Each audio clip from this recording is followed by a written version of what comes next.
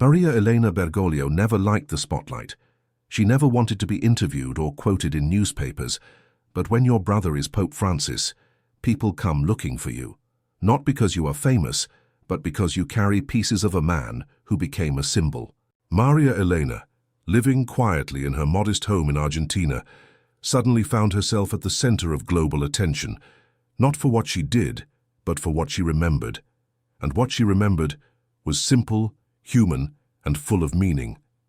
Her brother, the first Latin American pope, had once told her something deeply personal about a man who is now known to the world as Pope Leo XIV, formerly Cardinal Robert Prevost. It wasn't a prophecy, it wasn't an announcement, it was just a quiet reflection, a moment shared between a brother and sister who loved each other dearly and always spoke with honesty. When Francis spoke about Prevost, his tone changed.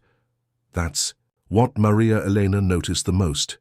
Her brother didn't usually talk about Vatican politics, not even at family dinners. He never dropped names, never hinted at succession plans. But when it came to Robert Prevost, something was different.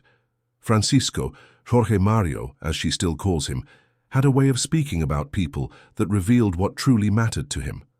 He didn't care about resumes or titles, he cared about the soul and about the street.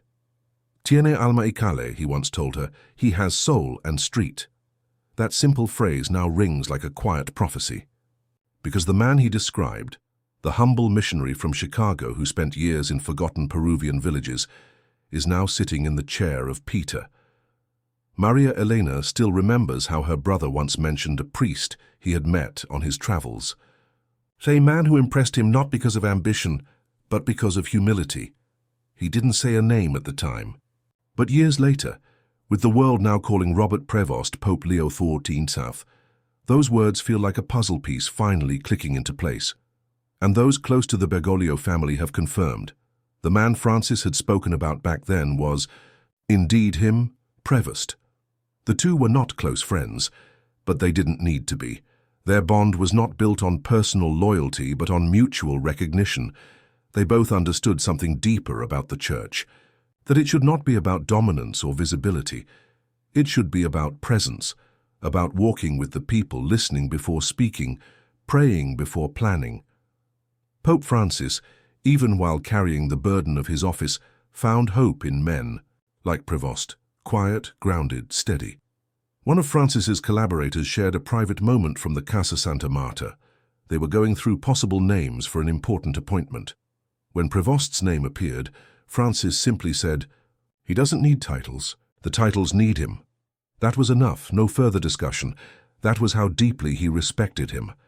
Maria Elena's memories are not filled with quotes or dates. What she recalls is the emotion in her brother's voice when he spoke of people who inspired him. And in Robert Prevost he found inspiration, a reminder that the gospel still lived, not in institutions or speeches, but in people who chose simplicity over show. She says her brother never wanted to be pope. The 2013 election felt like a heavy obedience to him, not an honor. It broke him in some ways. He accepted it as a cross. And when he saw someone else who could carry such a burden without seeking it, he saw something holy. He saw it in Prevost. He's one of those people who never campaigns, never puts himself forward, but when the Spirit points at him, he doesn't hide. That's how she put it, calmly, quietly, with the kind of faith you don't need to explain. Prevost's rise has shocked many, but not those who knew him. Born in Chicago to a simple family, he joined the Augustinians and spent years in Peru. Not in big churches or theological salons, but in dusty, forgotten places where people didn't need sermons, they needed presence. They needed someone who would eat with them, cry with them, walk their roads. He didn't speak like a man with a PhD. He spoke like a man who had seen pain and responded with compassion. His time in Peru shaped everything about him, his leadership style, his spirituality, his silence. People remember him there not as a bishop or a superior, but as a brother.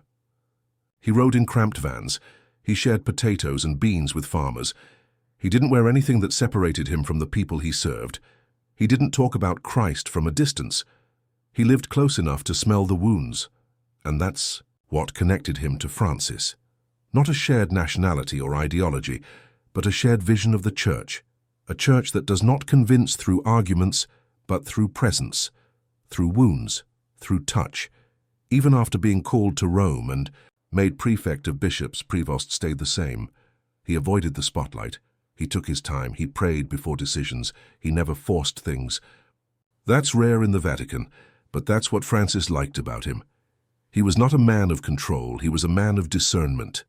Maria Elena remembers how her brother would sometimes mention him during their calls, not as a potential pope, not even as a rising star, but as someone real.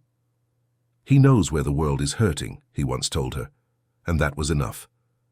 In Francis's eyes, the Church's mission wasn't to protect its image, it was to kneel where others walk in pain. And Prevost did that. Since his election as Pope Leo XIV, the world has begun asking, who is this man? Where did he come from? What will he change? But those who knew him in Peru or watched him in Rome already know. He will not change through noise. He will change by staying rooted, by listening, by serving. He hasn't given grand speeches. He hasn't claimed to be a reformer. And that's what makes him powerful. Because like Francis, he believes the true power of the Church is not in being seen, but in being faithful. Now Maria Elena is again receiving calls, messages, visits.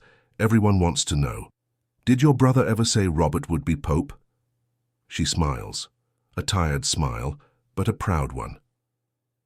I don't know if he imagined it, she says. But if he's up there watching now, I think Jorgito is at peace. He knows the people of God are in good hands. The story here is not about power. It's about a shared silence. Two men who didn't chase leadership. Two men who knew how to lead because they knew how to kneel. Francis and Leo XIV.